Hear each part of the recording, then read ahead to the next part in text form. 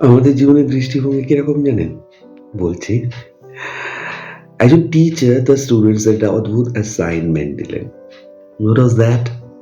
তিনি বলছেন, তিনি সাদা পেপার দিলেন, কিন্তু সেই পেপারটির মাঝখানে একটা black dot, and the teacher said,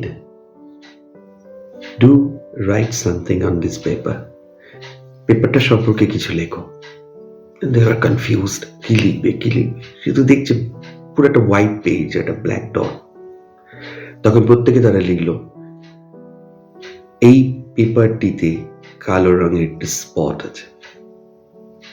and teacher smile, তিনি বললেন, দেখো, this is the attitude towards our life.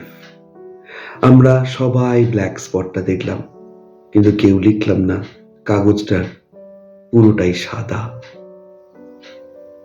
দেখা, তাই সবসময় আমরা একটা জিনিস ভাববো যে কোন জিনিসটা দেখছি, সাদা ধবধবে কাগজটা না মাঝে ব্ল্যাক স্পটটা।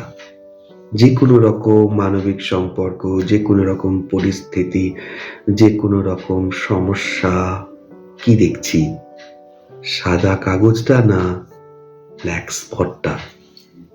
থিঙ্ক। ভালো থাকবেন।